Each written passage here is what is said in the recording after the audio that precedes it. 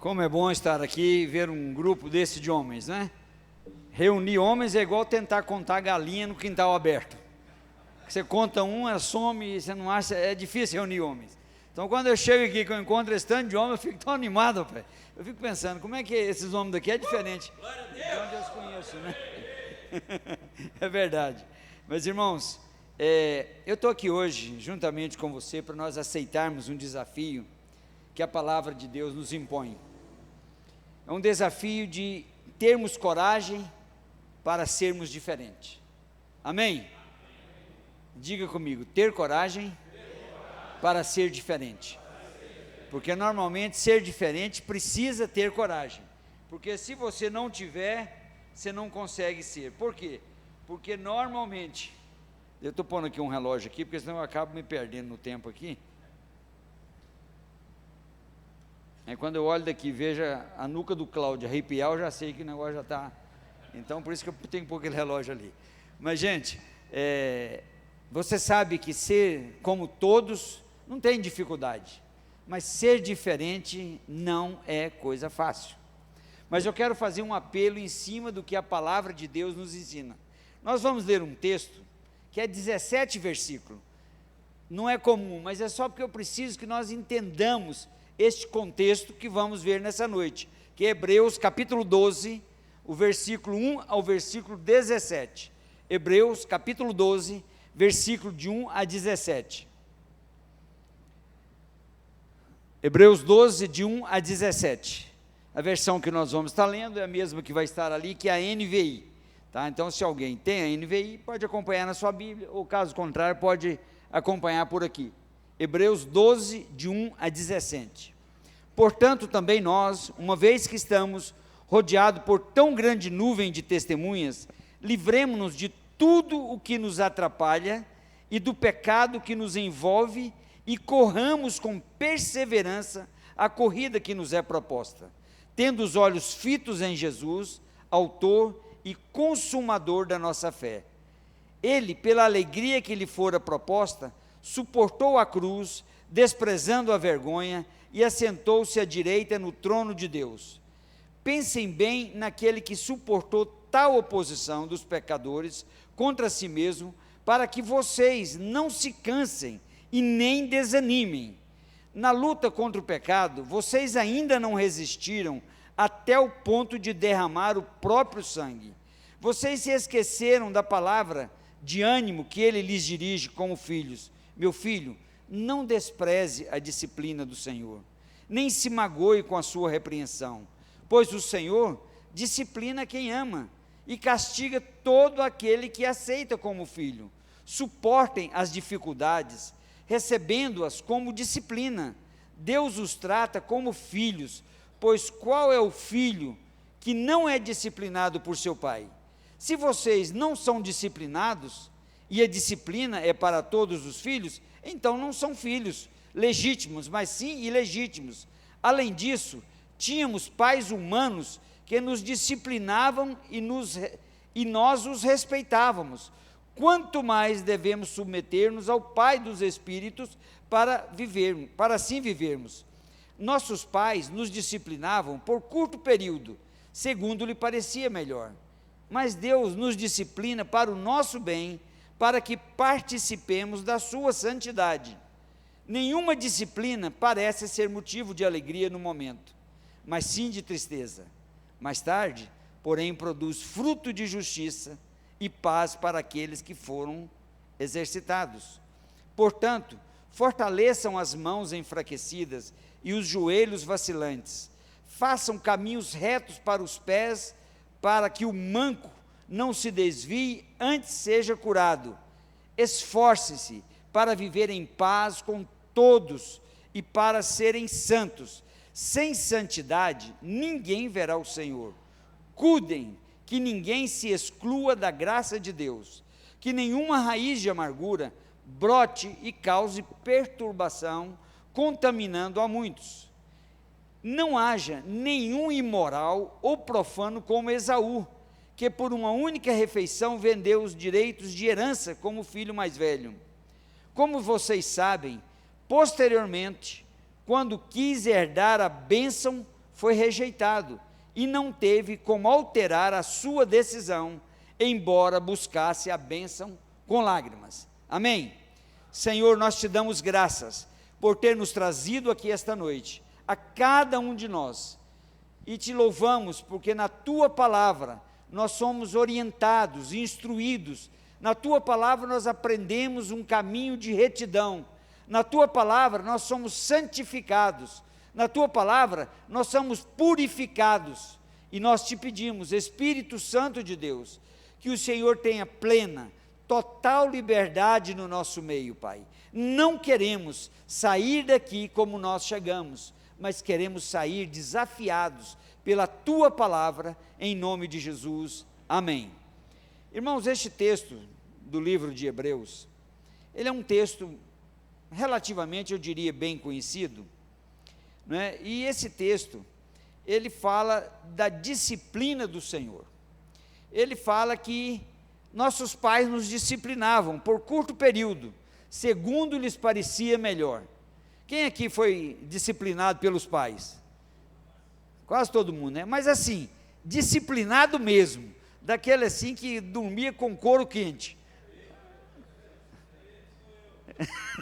Olha nós na fita aí, né? Exato. Agora, hoje, com a idade que nós temos, com os anos que se passou, quando nós olhamos para trás, houve excesso? Houve, sem dúvida.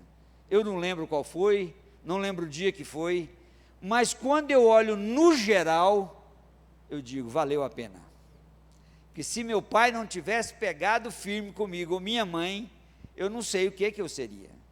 Então, muitas vezes, sob o pretexto de que eu tinha feito, eu já apanhava, para depois descobrir que eu não tinha feito, mas já tinha apanhado. Mas aquilo já servia de lição para não fazer na frente. Então, o autor diz assim, olha, nenhuma disciplina parece ser motivo de alegria no momento.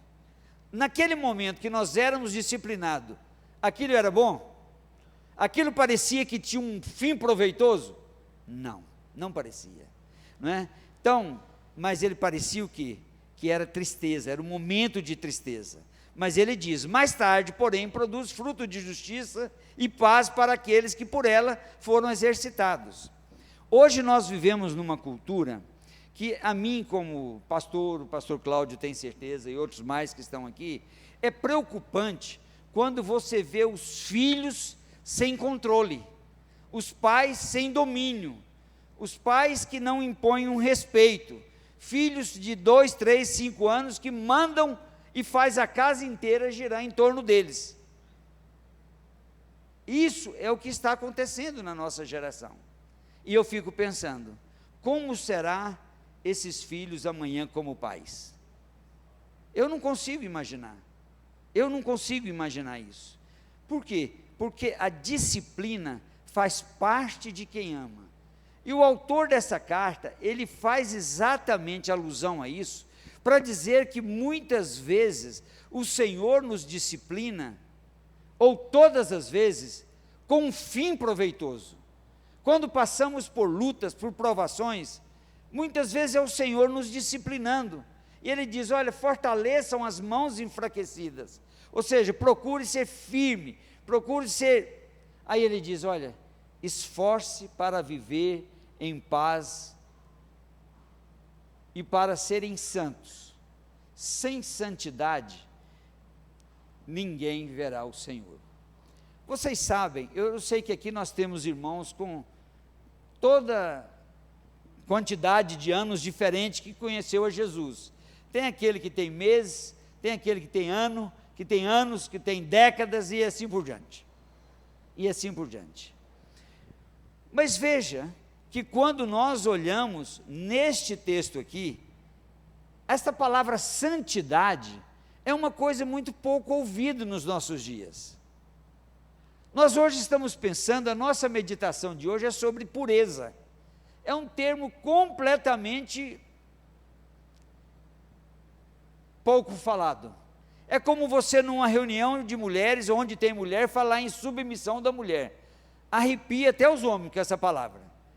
A mulher que ouve essa palavra nos nossos dias, de ser submissa, você pode ter certeza que o ibope vai ser baixo. Ela não está disposta a ouvir esse negócio.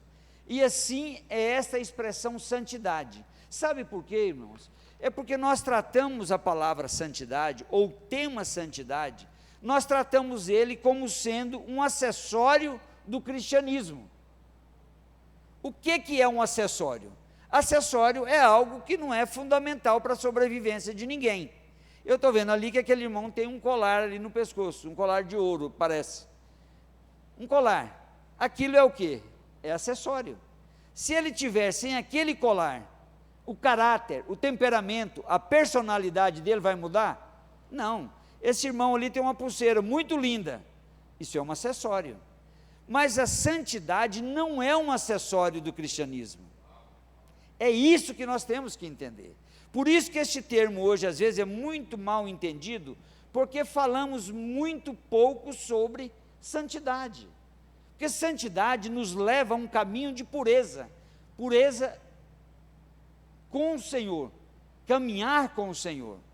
Eu lembro que num primeiro, segundo encontro de homens, quando eu conheci o pastor Cláudio, olha que eu ainda era adolescente, né? Adolescente. Ele já estava como ele está hoje, eu era adolescente. Eu lembro que eu contei um testemunho, porque eu tinha participado de uma conferência em São Paulo sobre santidade. E eu vi uma coisa naquela conferência que até hoje eu lembro das reações que eu tive durante aquela conferência. Era só para pastores e líderes, não era para a igreja em geral. Foi na comunidade cristã dos Jardins em São Paulo. Eu creio que o auditório dele devia ser uns 3 desse aqui. O pastor pregando, no final do primeiro dia, ele faz uma pergunta.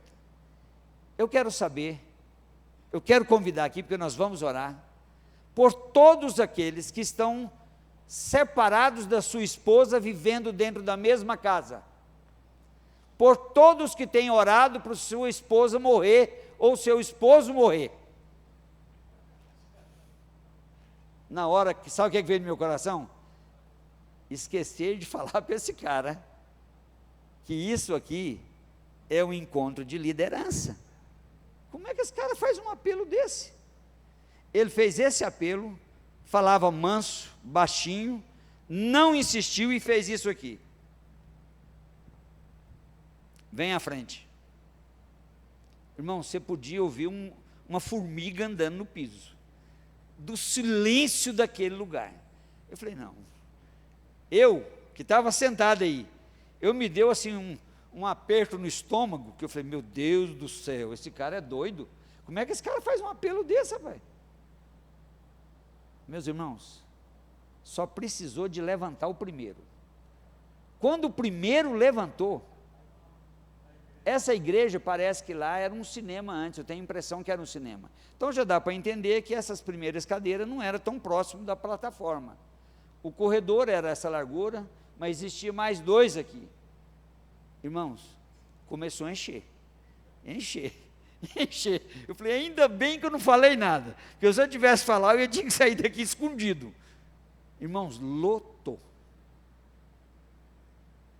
Tá bom. Segundo dia. Eu vou falar do terceiro, porque o segundo agora eu fiz uma confusão. Terceiro dia. Terminando o segundo culto, ele diz assim, lembrei o segundo dia. Eu quero que todas as pessoas aqui, que têm envolvimento com horóscopo, espiritismo, tarô, e começou a falar essas tranqueiras todas aí, vem à frente que você precisa ser liberto, e nós vamos orar por você. O que eu tinha sentido no dia anterior voltou dobrado. Falei, não, eu estou precisando de água com açúcar, porque eu vou desmaiar nesse lugar. Esse cara não tem base para ele não. Como é que esse cara faz um apelo desse, rapaz? Espiritismo, bruxaria, tarô, e foi falando horóscopo. Eu falei, não. Ele encosta aqui do mesmo jeito e diz, vem à frente para nós orar. Esse dia demorou um pouco mais, não saiu ninguém. Aí eu falei, hoje ele errou o pulo. Irmãos, de novo, precisou levantar o primeiro. Quando levantou, não cabia na frente nem nos corredores. lotou. Guarde bem, eram pastores e obreiros, líderes de igreja. Eu disse, eu não acredito, meu Deus do céu, não pode ser isso, hein? Terminando essa segunda reunião, eu quero pedir ao pastor da igreja que coloque aqui 2 caixas na frente, e amanhã, todos que tiverem em casa filmes pornográficos, revista pornográfica, tudo relacionado com pornografia, tudo, vai trazer amanhã e pôr nessas caixas. Falei de novo, outra vez, olha eu em apuro novamente. Eu pensei, se eu fosse o pastor dessa igreja, eu ia arrumar 2 caixas de papelão desse tamanhozinho, aquelas que vêm com ovo, que a gente vê no sacolão aí. Eu ia arrumar 2 caixinhas daquela, porque como é que vai ir? Como é que vai acontecer isso? Mas o pastor teve fé. Sabe aquelas caixas que ele sai nos hospitais carregando, pegando roupa de paciente de manhã? Umas caixas de madeira dessa altura, do tamanho dessa, aqui ó. Um container de madeira dessa altura, 4 rodas desse tamanho, dessa altura. E ó, cheguei lá, esse dia eu cheguei atrasado, porque eu só sento no segundo lugar. Esse dia pegamos um ônibus, atrasou, eu tive que sentar mais atrás. Mas como tinha 2 painéis aqui, eu estava ali mais ou menos no meio, eu falei, não, eu quero ver aquelas caixas lá. Vai voltar vazia essas caixas, 10 revistinhas em cada uma aí. Meu irmão, as caixas não comportaram. As caixas estavam derramando, não é um sentido figurado não, isso é no sentido literal. Então isso assusta muitos de nós hoje, quando nós ouvimos isso. Então, a palavra santidade, ela significa consagração, ela significa purificação, ela significa o efeito de consagrar, é a santificação da vida, e como eu disse, não é um acessório do cristianismo. Sabe quando começa o processo da santificação na vida de um homem que tem a Jesus como Senhor e Salvador? Quando ele faz isso aqui, ó, aceito a Jesus, já deu tiro de largada. Não é assim nas maratonas aí, corrida? Quando, o cara tem que sair doido correndo. Quando você fez isso aqui, a santificação começou. Agora, é um processo de parceria entre eu e o Espírito Santo. Por que eu e o Espírito Santo? Porque se eu não tiver consciência, se eu não permitir que o Espírito Santo comece a remover do meu coração, da minha mente, todas aquelas práticas que antes eram abomináveis a Deus, a santificação não vai acontecer.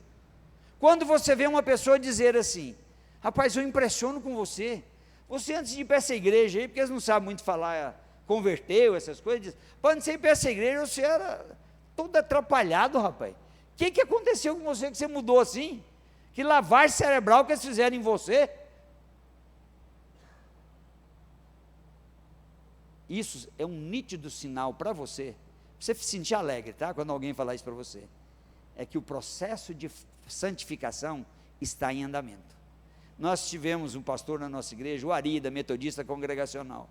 Um dia, numa célula da casa dele, chega uma senhora, bateu na porta, ele não conhecia, cumprimentou, convidou ela a entrar, ela entrou e se apresentou, eu sou a mãe, vou dar o nome do rapaz, de Paulo, porque eu não lembro, sou a mãe do Paulo. Ah, sim, claro, vamos entrar, senta. O Paulo não estava esse dia. E ela não aguentou ficar muito calada e disse, vocês sabem por que eu estou aqui hoje? Eu vou dizer para vocês. Esse Paulo, meu filho que vem aqui, o que esse moço já me deu de trabalho, rebelde, desobediente, eu já fiz tudo o que sabia e podia para ver ele mudado. Nunca dei conta. Agora, de um tempo para cá, eu estou vendo um menino completamente o oposto. Eu disse, o que está acontecendo com você? Por que essa mudança assim? Ele disse, não, eu estou indo numa célula aí. Eu não aguentei, eu tive que vir aqui para ver como é que vocês fazem lavagem cerebral.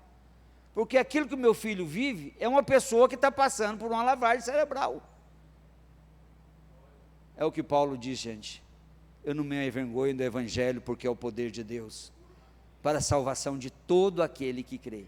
Veja que quando o autor aqui continua, ele diz assim: cuidem que ninguém se exclua da graça de Deus, que nenhuma raiz de amargura brote e cause perturbação, contaminando a muitos.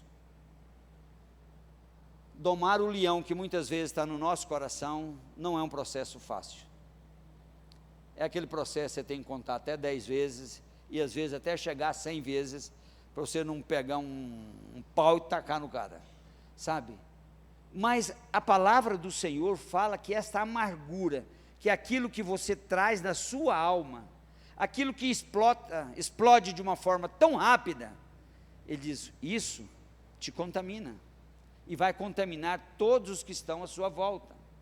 Aí ele faz uma comparação aqui, que eu quero que nós vamos deter um pouco nessa comparação que o autor faz aqui. Ele diz, não haja nenhum imoral, ou profano como Esaú, que por uma única refeição, vendeu seus direitos de herança como filho mais velho.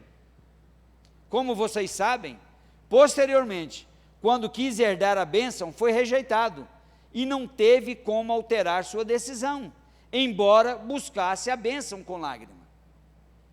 Eu sei que para muitos, esse texto não diz nada, porque esse é um texto lá do Velho Testamento, muitos não conhecem assim de terem lido mais de uma vez, não lembram o que esse Esaú aprontou na vida, porque muitas vezes é mais conhecedor do Novo Testamento, mas eu quero te ajudar a se posicionar e entender o comportamento desse Esaú. Por que ele adquiriu essa notoriedade má nesse texto aqui, que está no livro de Hebreus? Então, pureza, o que é a pureza? Vamos pensar de novo. É a decência, é a dignidade, é a honradez, é a integridade, é a lisura. Então, quando, como homens de Deus, nós adotamos isso como estilo de vida, inconscientemente, nós estamos evangelizando. Veja a mãe desse Paulo lá. Ele não sabia explicar o que tinha acontecido, ele sabia que ia numa célula. Mas o impacto, a mudança foi tão grande, que a mãe quis conhecer o que tinha acontecido.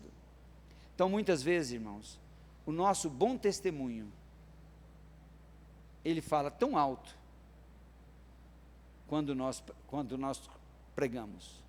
Então, nós precisamos entender isso, a importância e o valor do testemunho. Então, veja que, quando nós observamos essa situação, o que é essa santidade que nos leva à pureza? É o hábito, o ato de abandonar as velhas práticas e o modo de se portar, não é? Muitas vezes, nós trabalhamos em ambiente terrível, onde falar palavrão é tão normal como qualquer coisa, especialmente em lugares onde trabalha muito homem. Eu lembro até hoje, aqui tem alguma mulher aqui hoje? Não, né? Tem não, vou citar esse exemplo então. Eu lembro que, sendo membro de uma igreja, um moço da PM se converteu na nossa igreja. Com poucos dias, o pastor também era amigo de vários militares, foi ao quartel, visitou lá e tal, e encontrou esse irmão e chamou a atenção dele, porque ele não estava indo mais nos cultos. Eu não estava, só ele e o pastor estava lá. À noite nós tínhamos uma reunião de homens na igreja, e chegamos mais cedo, eu e mais 3 irmãos, e um era ele, esse militar. Aí o pastor chegou, nós estávamos batendo papo, o pastor chegou. Aí ele olhou para nós três e falou assim, o homem foi lá no quartel hoje, rapaz, mas me deu uma comida de rabo lá, que eu vou te contar, viu? O pastor disse, o que foi, meu irmão? Aquela comida de rabo que o senhor me deu lá, o senhor que não imagina. Mas o que é isso? É o linguajar mundano, do dia a dia.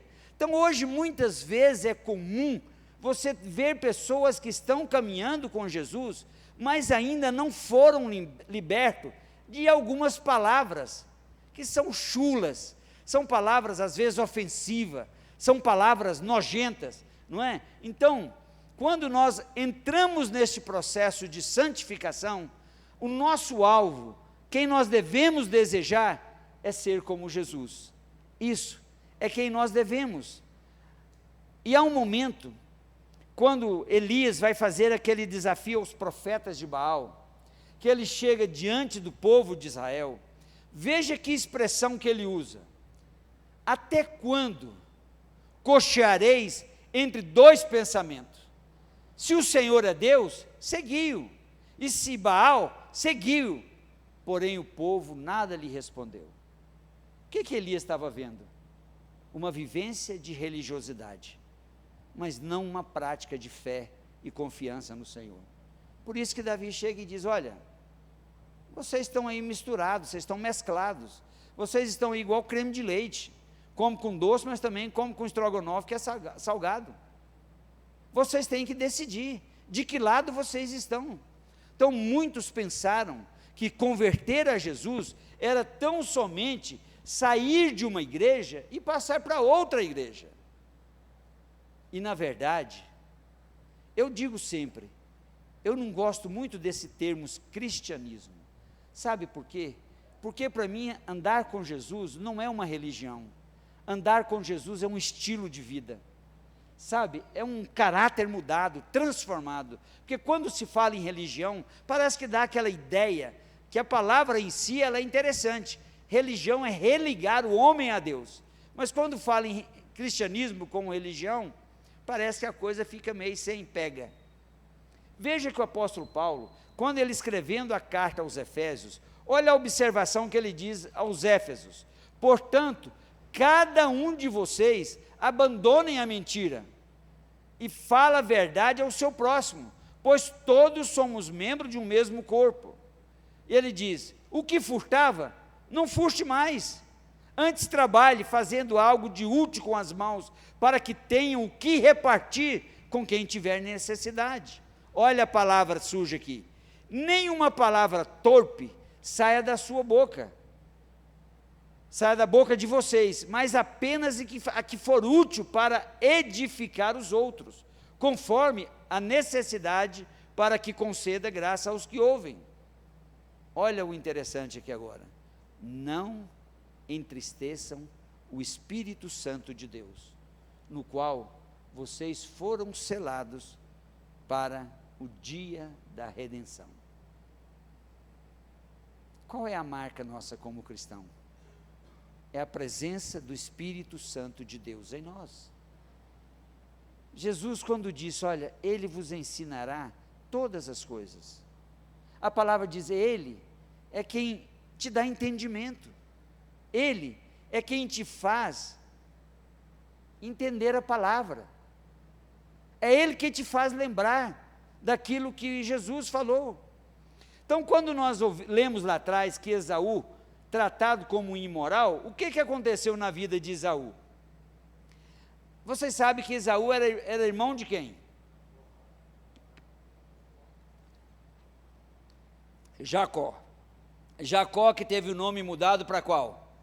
Israel. Essa igreja é boa, que ela é bem discipulada. Versículo 28 daquele capítulo lá de Gênesis, né, eu não cheguei a falar, Gênesis capítulo 25, eu vou pular uma porção de versículo aqui, só para a gente entender que atitude foi essa de Esaú.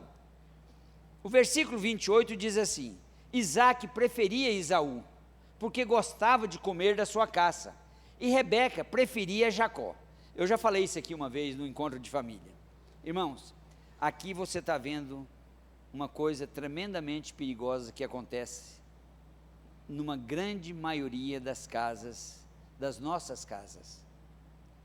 Veja, Isaque era quem? Era pai de Esaú e pai de Jacó. Rebeca era quem? Mãe de Esaú e mãe de Jacó. Mas olha aqui a divisão dentro de casa. A palavra diz que Isaque preferia Esaú.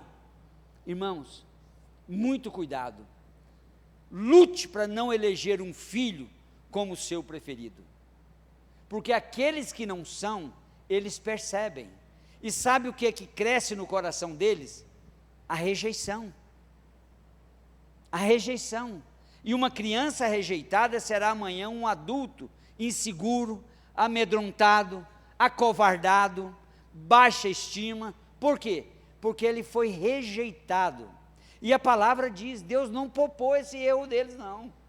A Bíblia diz que Isaac preferia Esaú porque gostava de comer das caças dele. Ou seja, gostava do que ele fazia. Mas, seguidamente, está escrito assim, Rebeca preferia Jacó.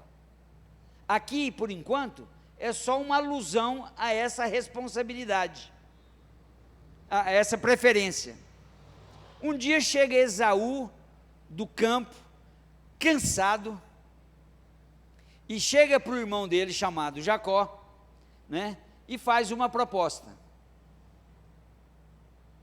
No versículo 30 diz, dê-me um pouco deste ensopado vermelho, deste guisado, porque eu estou faminto. Veja bem, esse guisado, esse ensopado, comparando na nossa cultura mineira, seria um prato de canjiquinha. Você tem uma ideia, qual o valor desse negócio aqui? Era um prato de lentilha, era uma sopa, não era nada extraordinário, não é que tinha ova de peixe, nem víscera de camarão, não tinha nada disso, era um prato de sopa. Ele pede para o irmão dele, e o irmão dele, astuto, entendedor dos princípios espirituais, olha a proposta que o irmão faz para ele, para responder a esse pedido dele, de dar o prato de lentilha para ele, o prato de sopa. Venda-me primeiro o seu direito de filho mais velho. Há uma tradução que está escrito, direito de primogenitura. Irmãos, a impressão que dá que é assim, se você me desse, eu vou te dar esse prato de lentilha, se você me der essa banana que você tem aí, a impressão que a proposta foi assim, bem, em valores bem igualitários. Quando ele faz essa proposta, venda-me primeiro o seu direito de filho mais velho, Jacó falou para Esaú, olha a expressão que ele usa, eu estou quase morrendo. Essa expressão quase morrendo, no português tem uma linguagem, tem uma figura de linguagem que é chamada de quê? Hipérbole. É quando você diz assim, estou morto de cansado. Você não tem nada de morto, você está muito cansado. Estou morto de sede, você não está morto coisa nenhuma, você está com sede. Então quando ele diz aqui, eu estou quase morrendo, quem que sai de manhã, por mais trabalho, por mais exercício que você faz, que se você chegar em casa com fome e não comer hoje, você vai morrer amanhã.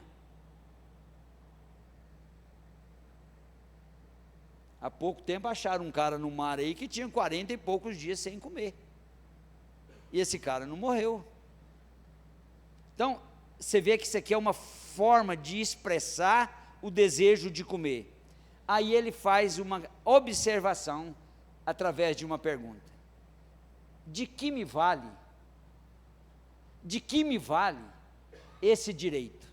O que é que ele está dizendo? Esse direito de primogenitura eu troco, pode me dar o prato aí que ele é seu. Isso não vale nada para mim não, senhor. O que é que vale esse negócio aí? Jacó, como entendedor do reino espiritual, ele diz para ele o quê? Assina essa promissória aqui para mim. Assina esse contrato. Foi isso? Não. Jure primeiro. Irmãos, o mundo espiritual se move por palavras. O mundo espiritual se move por palavras. Não é por outra coisa. Então, quando você amaldiçoa um filho seu, você criou uma base legal para o inimigo perturbar o seu filho. Por quê? Porque a palavra diz que ele é herança sua, e você amaldiçoa, você determinou que o inimigo está livre. Eu não vou contar, porque eu já contei esse testemunho aqui, mas de uma mulher, uma menina que eu conheci, 16 anos, que foi passar um tempo com o pai num outro estado, e o pai era um delegado de polícia, que todo mundo temia ele, só tinha uma pessoa na cidade que ela falou que ninguém temia, que ele temia essa pessoa, era uma bruxa que tinha nessa cidade, e ela fez amizade com essa bruxa, e um dia, ela dando trabalho para o pai, porque eu só penso que o pai para falar uma coisa dessa tem que estar meio pirado, o pai diz para ela, olha, você se cuida, viu, porque você vai ser prostituta, e prostituta para ganhar dinheiro, tem que ser bonita, não pode ser qualquer mulher não, você trata de se cuidar. Isso ela me contou sem a menor reserva, e sem a menor noção do que ela estava me compartilhando. Aí ela diz assim: eu conheci esta mulher, essa bruxa, e ela disse para mim: você é muito bonita, o que é que você acha de você ter os homens todos doidos por você? Você chegar num lugar e os homens, uai, eu gostaria, compra um perfume que eu vou pedir a Pombagira para consagrar ele para você. Quem é Pombagira? É o espírito maligno que cuida da área de prostituição, de imoralidade. E ela diz: eu comprei. Ela falou: escolhe o que você quer e traga para mim. E disse: levei para ela, e eu passei a usar. Ela falou: era impressionante. Quando eu chegava numa festa, eu ficava encabulado como eu chamava a atenção daqueles homens que estavam ali. E ela disse: eu tive casos com vários homens, 16 anos, e agora eu estou grávida. O pai autorizou os demônios a fazerem isso. Então, por isso é o que eu digo, meus irmãos, é muito cuidado, sabe? Às vezes, na tentativa de disciplinar nossos filhos, nós usamos palavras que nunca poderíamos nem pensar. Você não vai ser ninguém, você é um preguiçoso, você é um irresponsável, você é um mentiroso, você é um ladrão. Por quê? Porque ele pegou um lápis de um coleguinha de 6 anos de idade, você rotula ele de ladrão. Então veja, o mundo espiritual se move por palavra. Por que Jacó disse então para Esaú: jure primeiro? Porque ele sabia o valor de uma palavra. Ele disse: se ele jurar, eu dou para ele o prato, e ele já dançou, agora é meu. Então Jacó serviu a Esaú pão ensopado, e ele comeu. Levantou-se e foi. Assim Esaú desprezou o seu direito de filho mais velho. Agora eu vou fazer um resumo, para você entender o que esse cara trocou, para você entender o negócio que esse cara fez.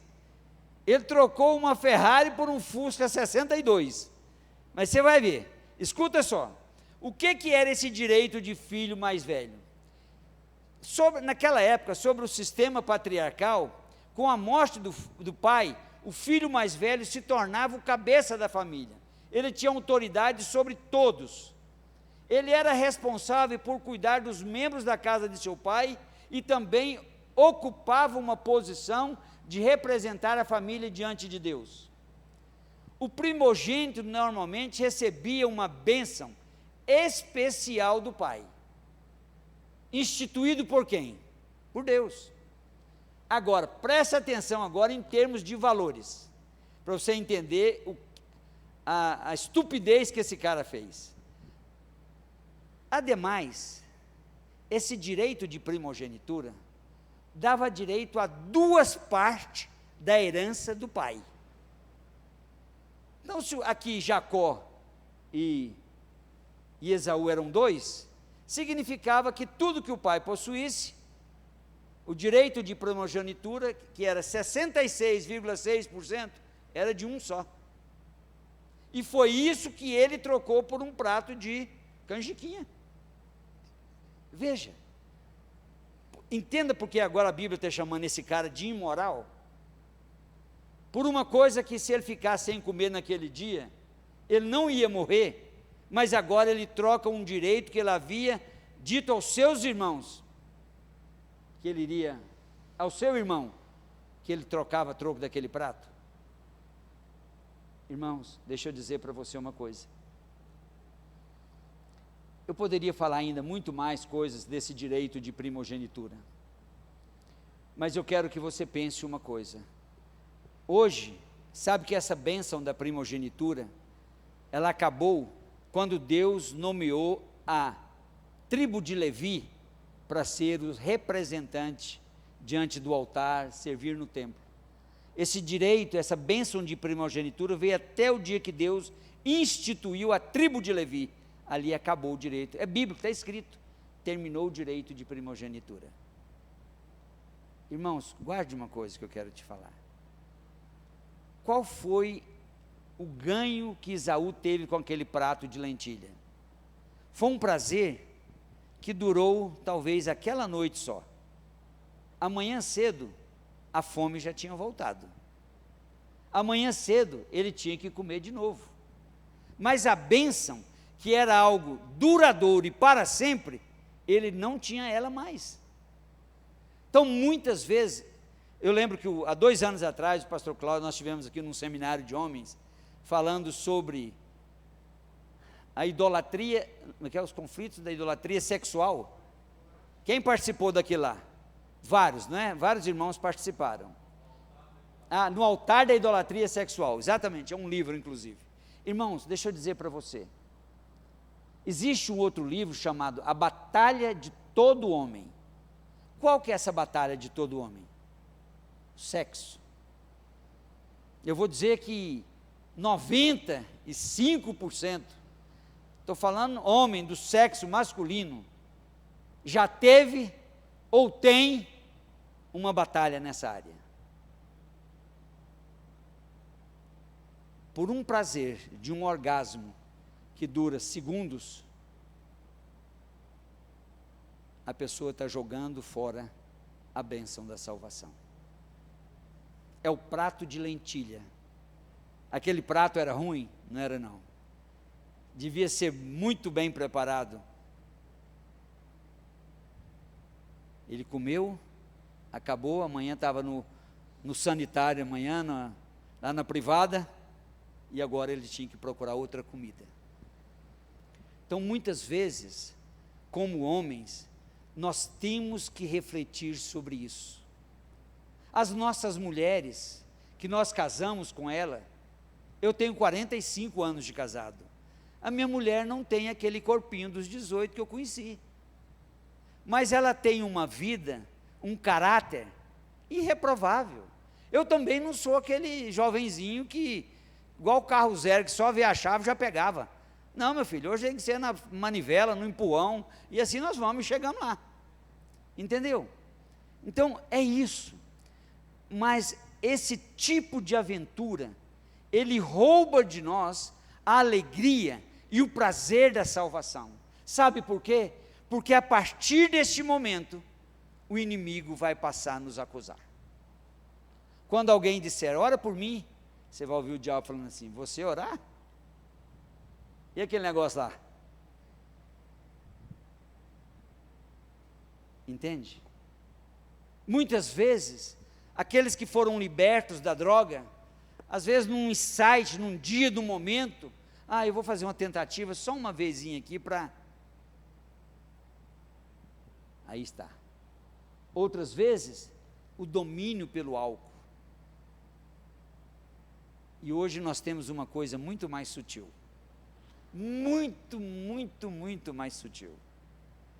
Que está em todas as nossas casas, e no Brasil existe 3 vezes mais do que a população, que chama celular. Muitos casais não se conversam mais.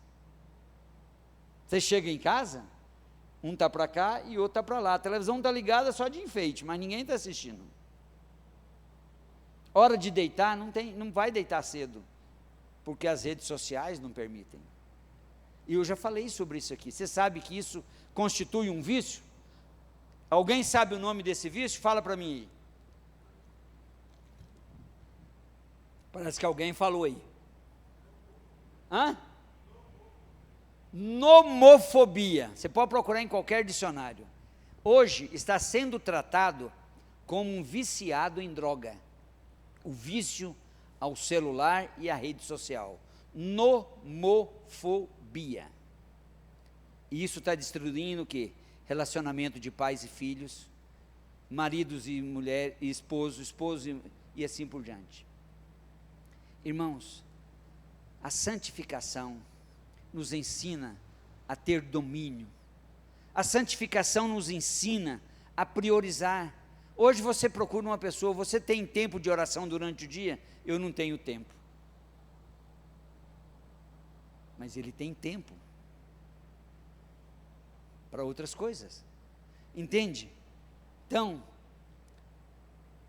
veja que quando Esaú, mais uma vez o seu irmão, ajudado pela sua mãe, tira a bênção dele, e ele chega para o pai, e diz assim: Pai, abençoa a mim também. Olha o que o pai responde. Veja o valor de uma palavra, irmãos. É isso que eu quero que você pense. Veja o valor.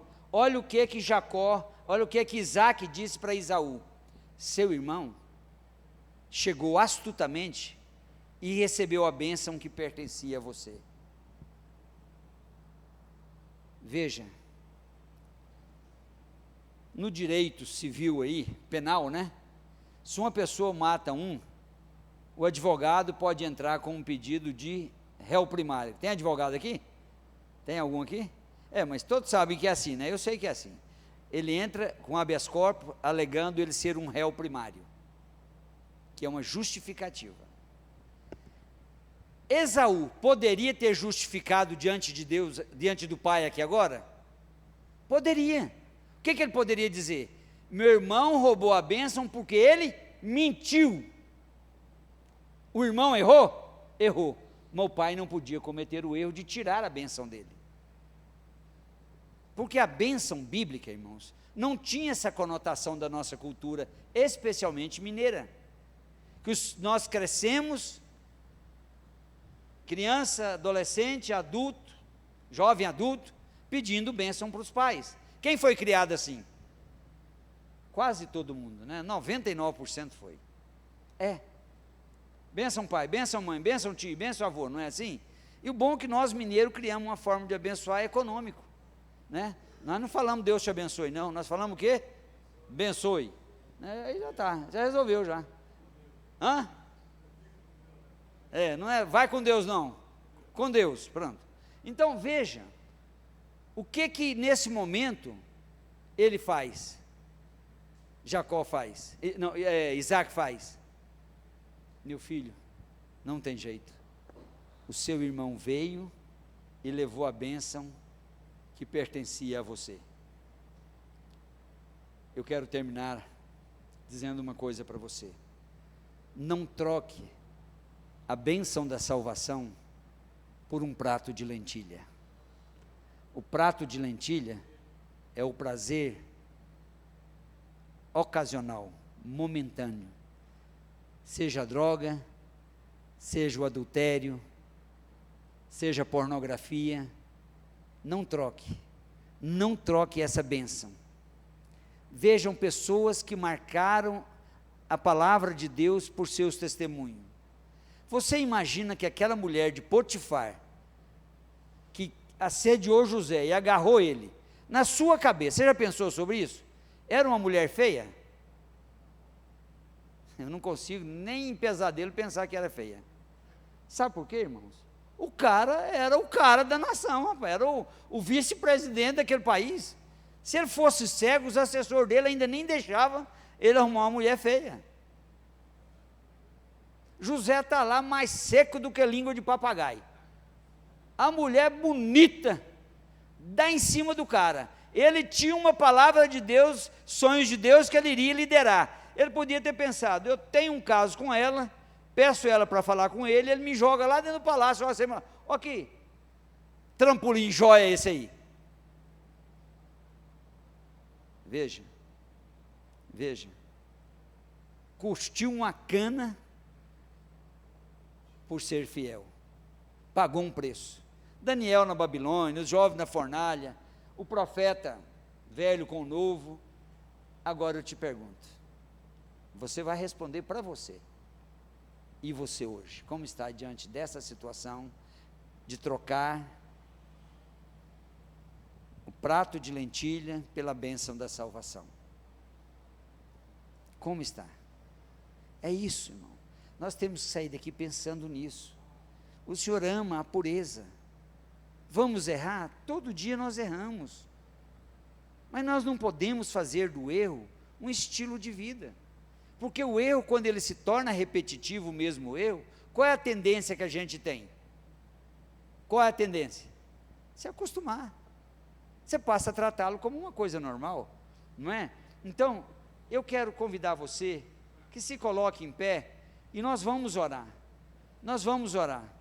E a palavra diz que nós temos que ter cuidado para não ser como Esaú, que aqui é tratado de um imoral, porque ele fez uma negociação pior da vida, trocou uma Ferrari por um Fusca sem pneu e sem volante. Acabou. Em Jeremias capítulo 15, o versículo 19, a palavra diz assim: assim diz o Senhor, se tu te arrependeres, eu te farei voltar e estarás diante de mim. Se apartares o precioso do vil, serás a minha boca, e eles se tornarão a ti, mas tu não passarás a eles. Então veja que aqui o Senhor mostra a importância de mantermos o foco. A vida cristã é uma vida de gente corajosa. Ponha isso na sua cabeça. Santidade significa manter separado estando no meio. Os monges no passado imaginaram que santidade era ir lá para o monte, criar um mosteiro e ficar longe de tudo que pudesse tentar a eles. Mas a santidade é nos separar estando dentro. É fácil? Diga para mim, é fácil? Conheci um funcionário aqui que trabalhava numa multinacional. Ele entrou lá e o cara disse: você vai entrar aqui no meu lugar, mas eu quero te falar uma coisa para você. Aqui existe um roubo que desde o início dessa empresa, todos que estão aqui fizeram, e você vai ter que continuar fazendo, porque se você não fizer, vai ser descoberto, e se for descoberto, todos para trás serão processados, porque a coisa aqui é grande. Era um novo convertido a Jesus. Eu orientei, nunca mais o vi, não sei qual foi a decisão dele. O mínimo que ele deveria ter feito era pedir conta e sair dessa empresa. Era o mínimo. Então, santidade é isso. Eu quero que vocês leiam comigo os dois últimos versículos, os três últimos versículos, que está lá em 1 Timóteo, no capítulo 1, o versículo 12 a 14. Esse versículo, ele tem como tema gratidão pela misericórdia de Deus. Eu vou ler a primeira vez só, e depois nós vamos ler ali, tá bem?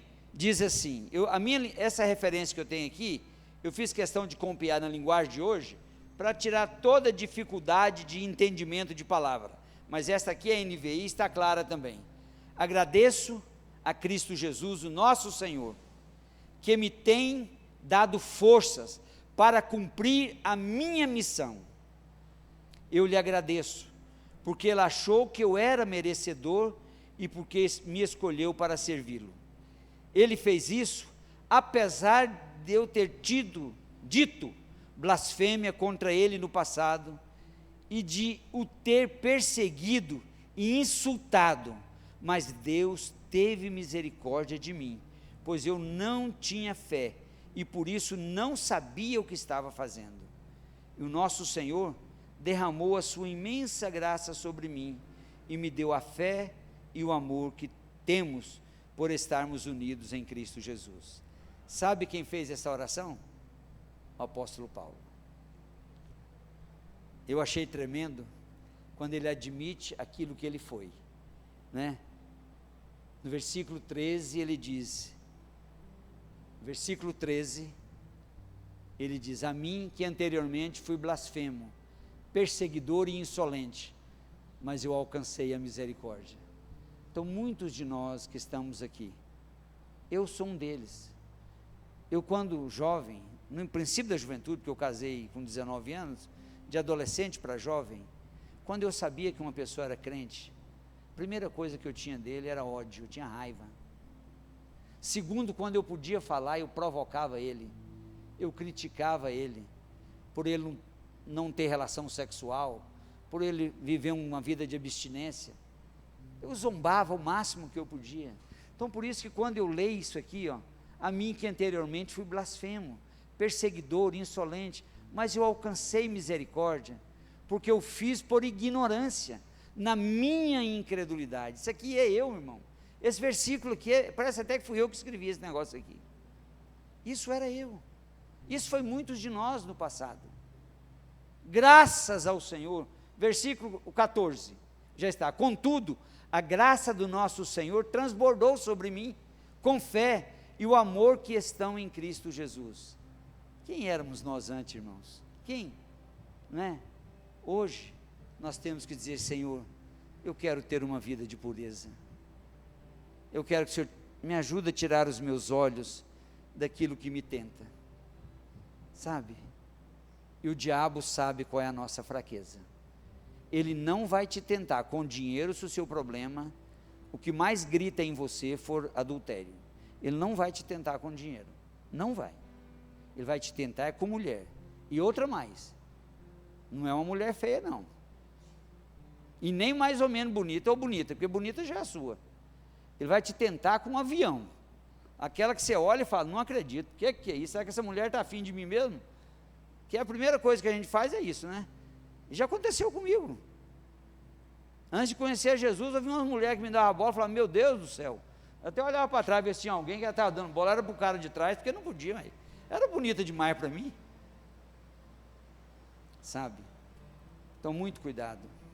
O inimigo é especialista em trazer a tentação no dia da sua dificuldade. Fala para mim assim: eu quero ver um texto bíblico que comprova isso. Você quer ver? Quando o diabo chega para tentar Jesus, Jesus estava com quantos dias sem comer? Quanto? Quem está 40 dias sem comer, o que é que ele mais quer?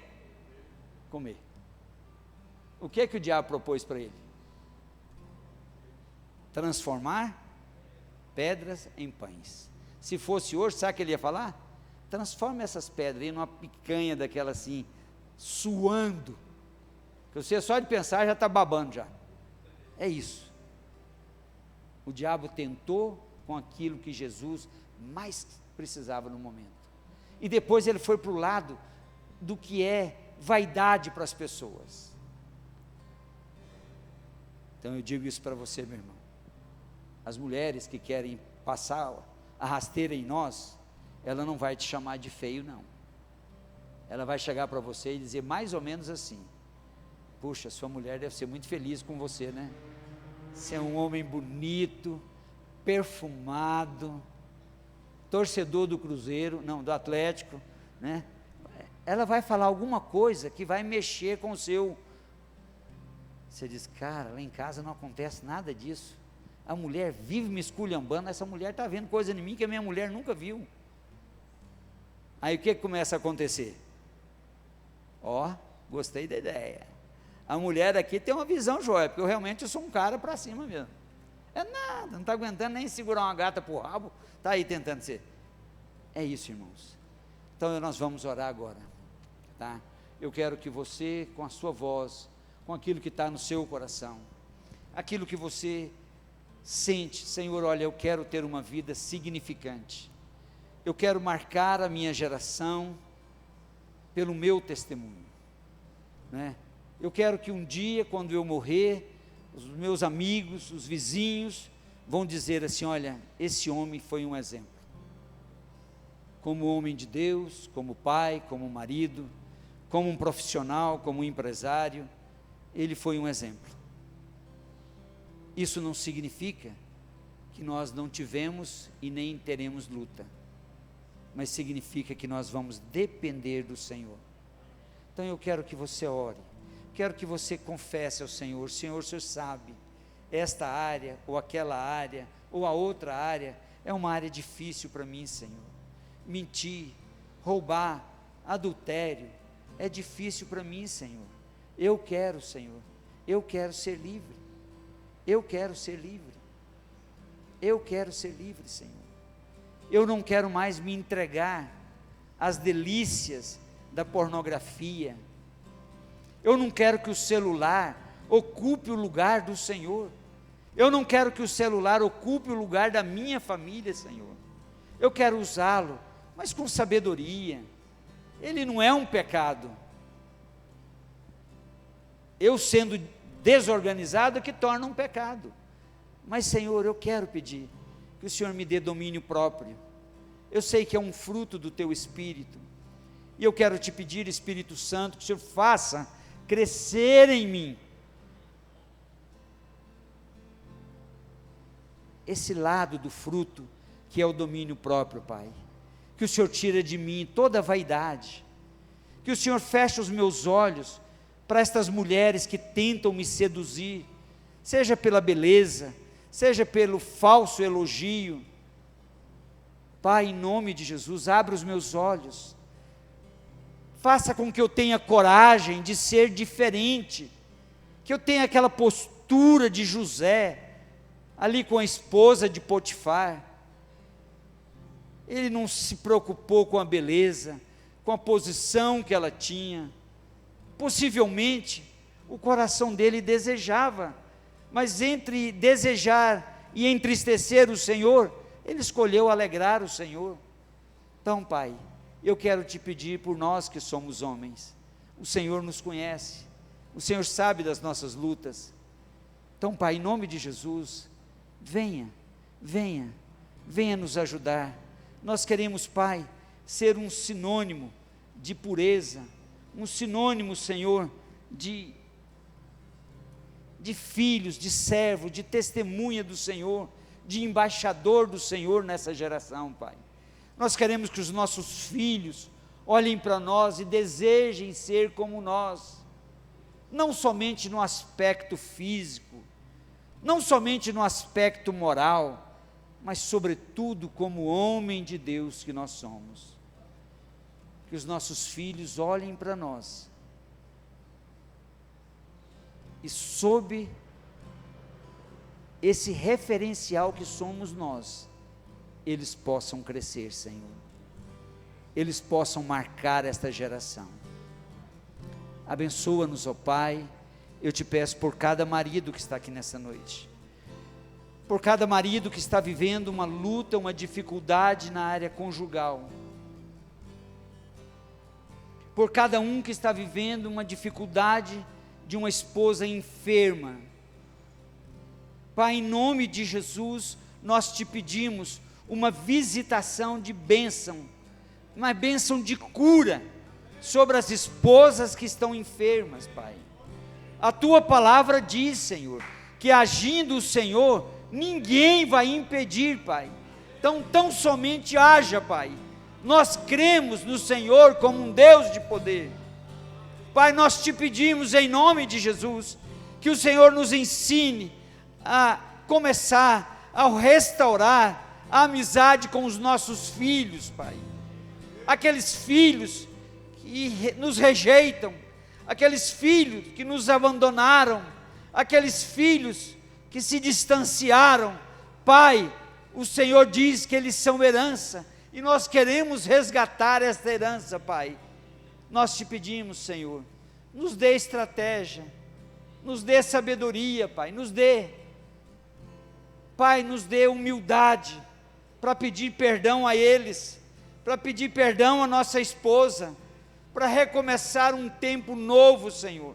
Nós queremos marcar, Senhor, a nossa família, pela mudança, por um novo compromisso contigo, Pai.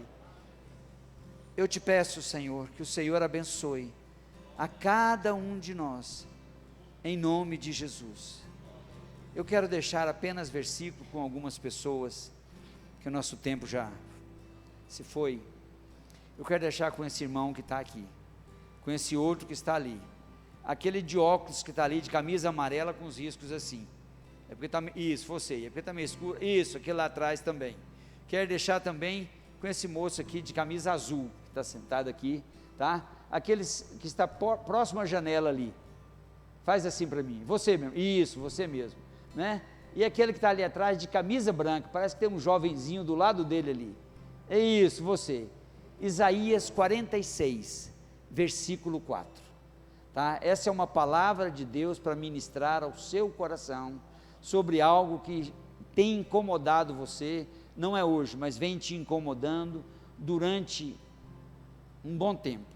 Isaías capítulo 46, o versículo 4, e eu quero deixar agora com mais esse moço que está aqui, na fila ali de trás, é você, isso, quero deixar com você, quero deixar com aquele moço que está ali, eu quero deixar com aquele que está ali, segurando o banco assim, perto de caminho, isso, você aí, isso, você, e aquele moço que está ali de camisa branca no corredor aqui, Isso, você aí, tá?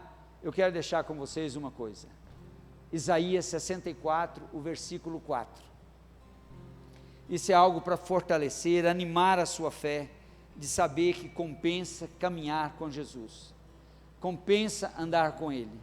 Quero deixar com esse moço da camisa do Cruzeiro aqui, né? Não é simpatia pelo Cruzeiro não, porque esse moço tem muito bom gosto, mas é ele, a camisa do Cruzeiro ali. Isso, meu irmão, isso, quero deixar com você. Aquele moço está de camisa branca ali, atrás do de amarelo, e o de amarelo também, que está aqui nas margens do corredor, aquele que está de braço cruzado, verde ali, tá? Aquele moço que está lá atrás, parece que tem uma ovelha desenhada assim no peito, uma camisa amarela, isso, até que não estou ruim das vistas não, né? Aquele lá, e aquele de camisa branca ali, camiseta branca, e o de trás está com a mão no queixo assim, isso, vocês dois. Eu quero deixar com vocês Salmo 55, o versículo 22, tá? Salmo 55, 22. 55, 22. Eu quero dizer para você, meu irmão que está aqui, quantos filhos você tem? 4 filhos. São seus também, né? Meu irmão, Deus vai fazer um rebuliço santo na sua família, sabe? Deus vai fazer uma transformação de aceitação recíproca, tá? Aquilo que muitas vezes tem entristecido o seu coração, às vezes por não ver essa unidade que você tanto sonhou, sabe? Não vai ser exatamente assim, mas vai ser melhor, porque é o que o Senhor quer fazer na sua casa, no meio da sua família, tá? Agora, o povo atravessou o mar, quando eles tocaram o pé na água, significa que o primeiro passo é seu, em rumo a esta mudança, rumo a essa transformação. E eu quero deixar com você, meu irmão, quantos filhos você tem? 3, tá bom, meu irmão, deixa eu dizer para você, como alguns que eu sinto aqui, que às vezes tem um peso, hoje quando chegou com essa idade que você tem, de pensar assim, eu não fui um bom pai, eu trabalhei muito, fiz de tudo para não faltar em casa, mas aquilo que eu mais queria, parece que não cheguei lá ainda. Você ainda está se vendo no momento de ter que semear, mas saiba, você foi melhor criado, você criou melhor os seus filhos do que o seu pai te criou. Seu pai era um homem de trabalho, mas seu pai não era um homem presente na sua vida, um homem que incentivava, te motivava, ele não era isso, mas você é. Sabe por quê? Porque você tem Jesus. Então você pode voltar e recomeçar, você pode voltar. Eu quero dizer essa última palavra para esse moço aqui, que ninguém explica Deus, é isso aí, ninguém explica mesmo. Meu irmão, pense numa coisa, Deus te deu um dom, um ministério. Muitas vezes você está focado somente em algo que você quer, mas Deus quer te usar de um modo totalmente diferente. Deus te deu um dom evangelístico, tá? Um dom evangelístico, sabe? Não é um evangelismo de plateia, é um evangelismo de 1 a 1, de discipular, de impor as mãos sobre a pessoa e orar com ela, porque ninguém explica Deus, e você vai ver isso daí. Vamos orar para nós terminarmos, mas eu quero perguntar a você que está aqui nessa noite, você que tem vindo a este culto, uma ou mais vezes, ou todas as vezes, você que está aqui hoje pela primeira vez, e que gostaria de dizer: Jesus, eu quero ser salvo, Jesus, eu quero ter o meu nome escrito no seu livro, Jesus, eu quero viver essas bênçãos que o Senhor prometeu para os seus filhos, eu quero. Então, se você deseja, levante a sua mão assim alto, porque eu quero. Deus te abençoe no nome de Jesus, Deus te abençoe, Deus te abençoe, glória a Deus, Deus te abençoe no nome de Jesus. Alguém mais? Levante a sua mão, Deus te abençoe no nome de Jesus. Deus te abençoe no nome de Jesus. Deus te abençoe, glória a Deus, aleluia, aleluia. Nós vamos orar por você nesta noite. Eu creio que você vir aqui, não foi por minha causa não, o Espírito Santo te trouxe aqui, porque eu não tenho nada que te atrai a vir aqui, mas o Espírito Santo tem, Ele que te atraiu. Então eu quero te convidar no nome de Jesus, a vir rapidamente aqui na frente, nós vamos orar por você, não tenha vergonha, não tenha constrangimento, pode vir, todos que levantaram as mãos.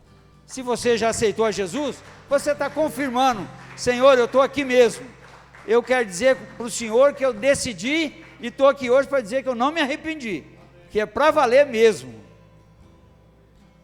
Isso, se há mais alguém, pode vir, em nome de Jesus, venha. Aleluia. Venha, em nome de Jesus. Irmãos, você não sabe, às vezes nós pensamos que a maior decisão é o dia que nós decidimos casar, é quando tivemos filho. Não tenha dúvida que são boas e grandes decisões, mas a maior decisão da vida de um homem é esta decisão. Sabe por quê? Porque essa decisão altera a minha caminhada e o futuro, altera a minha eternidade. Então eu quero orar.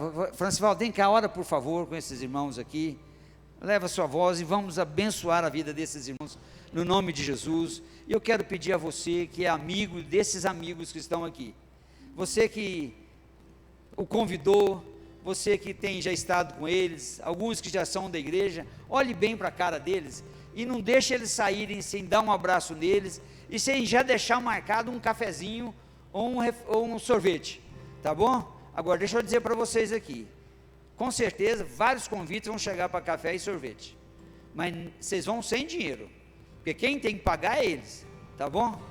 Não é vocês não, tá? Não deixa vocês pagar não, é eles. E ninguém, nada de pão duragem não, gente. Eu já estou vendo gente até baixando a mão aqui já. Não, vai vir aqui. Louvado seja Deus. Oh Deus maravilhoso, o céu está em festa nessa noite, Deus. Esses homens de Deus tomaram a maior decisão das suas vidas, Deus. E nessa noite, Espírito Santo, entra nesses corações, invade esses corações, toma conta da sua mente, de todo esse ser, Deus, em nome de Jesus, Deus, que aqui hoje, Deus, nasceu um homem novo, Deus, pessoas que estão decididas, Deus Pai, a andar nesse mundo com a Tua presença, com a Tua comunhão, com a Tua palavra, com a Tua graça, com a Tua autoridade e em santidade, Deus, em nome de Jesus, Deus Pai, que os Teus dons espirituais sejam derramados agora sobre cada um deles, em nome de Jesus, e que a autoridade que há no sangue de Jesus possa tocar agora cada um deles, a sua mente, o seu corpo e o seu espírito, trazendo um renovo, trazendo uma unção nova e acima de tudo, dando direção, que a partir de hoje, desse momento, Deus Pai, o céu está em festa, o céu se alegra, Deus Pai, pois essas vidas agora farão diferença nesse reino, Deus, o reino do Senhor já está presente e atuante na vida deles agora, e eu decreto, em nome de Jesus, ser tu uma bênção aonde estiver, na tua casa, no teu trabalho, na tua família, no meio da tua parentela, em nome de Jesus, receba a unção, receba o toque, receba a cura, receba a santificação que vem do Senhor, que vai renovar na tua vida todos os dias, em nome de Jesus, amém. Deus te abençoe.